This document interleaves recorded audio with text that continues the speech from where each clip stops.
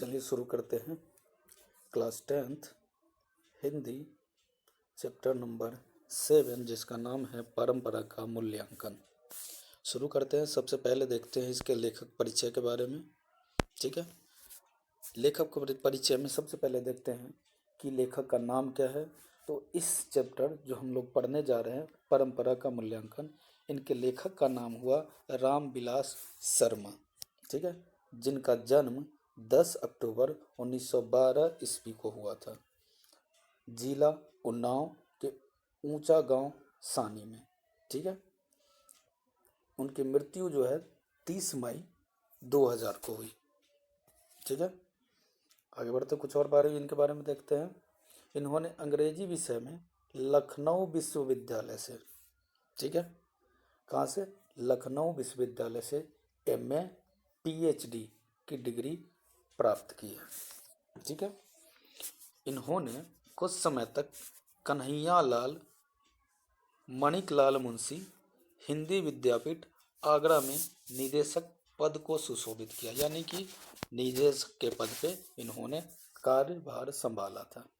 ठीक है, इनके द्वारा रचित कुछ रचनाएं के बारे में देखते हैं। प्रमुख रचनाएं जो एग्जाम के पॉइंट ऑफ व्यू से इम्पोर्टेंट है, जिनमें से पहला है निराला की साहित्य साधना, दूसरा भारतेंदु हरिश्चंद्र प्रेमचंद और उनका युग, भाषा और समाज, भारत में अंग्रेजी और मार्क्सवाद, इतिहास दर्शन, घर की बात।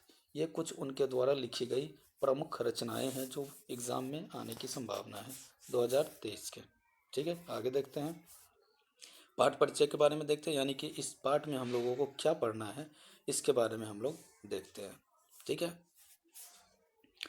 प्रस्तुत पाठ परंपरा का मूल्यांकन इसी नाम की पुस्तक से संकलित है, यानी कि जो हम चैप्टर पढ़ने जा रहे हैं उस चैप्टर का नाम क्या है, परंपरा का मूल्यांकन। इसमें लेखक ने समाज, साहित्य, परंपरा से संबंधों की सैद्धांतिक एवं व्यवहारिक मीमांसा पर विचार किया है। यह निबंध परंपरा के ज्ञान, समझ और मूल्यांकन का विवेक जागता साहित्य की सामाजिक विकास में क्रांतिकारी भूमिका को भी स्पष्ट करता चलता है। ठीक है, अतः यह निबंध नई पीढ़ी में परंपरा और आधुनिकता को युग के अनुकूल नई समझ विकसित करने में सराहनीय सहयोग करता है। ठीक है, आगे चलते हैं पाठ सारांश पे।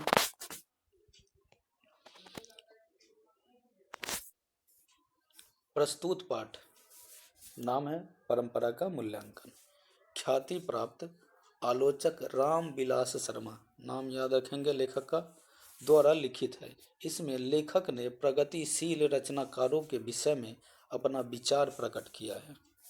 लेखक का मानना है कि क्रांतिकारी साहित्य रचना करने वालों के लिए साहित्य की परंपरा का ज्ञान होना अति आवश्यक है, क्योंकि साहित्यिक परंपरा के ज्ञान से ही प्रगतिशील आलोचना का विकास होता है और साहित्य की धारा बदली जा सकती है तथा नए प्रगतिशील साहित्य का निर्माण किया जा सकता है। ठीक है, आगे बढ़ते हैं। मनुष्य आर्थिक जीवन के अलावा एक प्राणी के रूप में भी जीवन व्यतीत करता है। साहित्य विचारधारा मात्र नहीं है, साहित्य में विकास की प्रक्रिया चलती रहती है। जैसे जैसे समाज का विकास होता है वैसे वैसे साहित्य का भी विकास होते जाता है।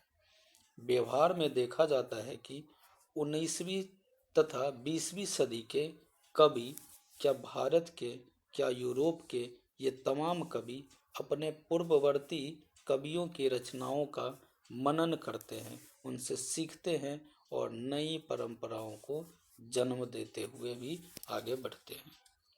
ठीक है, दूसरों को नकल करके लिखा गया साहित्य अधम कोटि का होता है और सांस्कृतिक असमर्थता का सूचक होता है, लेकिन उच्च कोटि का साहित्य दूसरी भाषा में अनुवाद किए जाने पर कलात्मक सौंदर्य खो देता है। तात्पर्य यह है कि ऐसी साहित्य से कला की आवृत्ति नहीं हो सकती। जैसे अमेरिका अथवा रूस ने एटम बम बनाए, लेकिन शेक्सपियर के नाटकों जैसी चीज दोबारा लेखन इंग्लैंड में भी नहीं हुआ। ठीक है, जैसे एटम बम बनाया एक आदमी और दूसरा आदमी बना लिया, लेकिन शेक्सपियर के जैसे नाटक लिखे गए हैं उस तरह का नाटक जो है दोबारा से इंग्लैंड में भी इस तरह के नाटक नहीं लिखे गए हैं। ठीक है, 19वीं सदी में शैली तथा बायरन ने अपनी स्वाधीनता के लिए लड़ने वाले यूनानियों को एकात्मकता की पहचान करने में सहयोग किया था। ठीक है, भारतीयों ने भी अपनी स्वाधीनता संग्राम के दौरान इस एकात्मकता को पहचाना। मानव समाज बदलता है और अपनी अस्मिता कायम रखता है, क्योंकि जो तत्व मानव समुदाय को एक जाति के रूप में संगठित करता है, साहित्य परंपरा के ज्ञान के कारण ही पूर्वी एवं पश्चिमी बंगाल के लोग सांस्कृतिक रूप से एक हैं। कोई भी देश बहुजातीय तथा बहुभाषी होने के बावजूद जब उस देश पर कोई मुसीबत आती है तो उस समय उस राष्ट्रीय अस्मिता समर्थ प्रेरक बनकर लोगों को मुसीबत से लड़ने में सहयोग करती है। जैसे हिटलर के आक्रमण के समय रूसी जाति ने बार बार अपने साहित्य परंपरा का स्मरण किया। टॉल्स्टॉय सोवियत समाज में पढ़े जाने वाले साहित्य के महान साहित्यकार हैं, तो रूसी जाति के अस्मिता को सुदृढ़ एवं पुष्ट करने वाले साहित्यकार भी रहे हैं। ठीक है, आगे बढ़ते हैं। 1917 ईस्वी के रूसी क्रांति के पहले वहाँ रूस तथा गैर रूसी थे, किंतु इस क्रांति के बाद रूसी तथा गैर रूसी जातियों के संबंधों में बहुत बड़ा परिवर्तन हुआ। सभी जातियां एक हो गई। फिर भी जातियों का मिला जुला इतिहास जैसा भारत का है वैसा सोवियत संघ का नहीं है। यूरोप के लोग यूरोपियन संस्कृति की बात करते हैं, लेकिन यूरोप कभी राष्ट्र नहीं बना।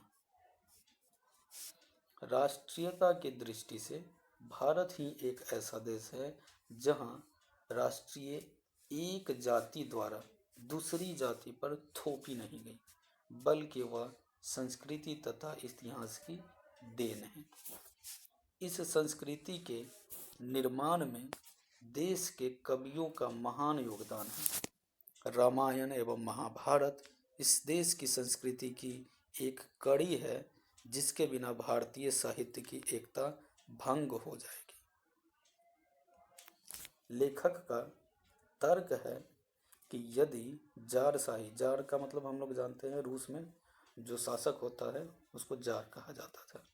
ठीक है, तो लेखक का तर्क है कि यदि जारशाही रूस समाजवादी व्यवस्था कायम होने पर नवीन राष्ट्र के रूप में पुनर्गठित हो सकता है, तो भारत में समाजवादी व्यवस्था कायम होने पर यहाँ की राष्ट्रीय अस्मिता पहले से कितना पुष्ट होगी इसकी कल्पना की जा सकती है। अतः समाजवाद हमारी राष्ट्रीय आवश्यकता है। ठीक है, आगे देखते हैं। पूंजीवादी व्यवस्था में शक्ति का अपवाह होता है। देश के साधनों का समुचित उपयोग समाजवादी व्यवस्था में ही होता है। देश की निरक्षर निर्धन जनता जब साक्षर होगी तो वह रामायण महाभारत का ही अध्ययन नहीं करेगी, अपितु उत्तर भारत के लोग दक्षिण भारत की कविताएं तथा दक्षिण भारत के लोग उत्तर भारत की कविताएं बड़े चाव से पढ़ेंगे। दोनों में बड़े पैमाने पर सांस्कृतिक आदान प्रदान होगा। तब अंग्रेजी भाषा प्रभुत्व जमाने की भाषा न होकर ज्ञान अर्जन की भाषा होगी। ठीक है, आगे बढ़ते हैं। हम अंग्रेजी ही नहीं यूरोप की अनेक भाषाओं का अध्ययन करेंगे। एशिया के भाषाओं के साहित्य से हमारा गहरा परिचय होगा। तब मानव संस्कृति की विशाल धारा में भारतीय साहित्य की गौरवशाली परंपरा का नवीन योगदान होगा। ठीक है, ये था इस कहानी का या लेख का सार जो हम लोग पढ़ रहे थे इस चैप्टर में।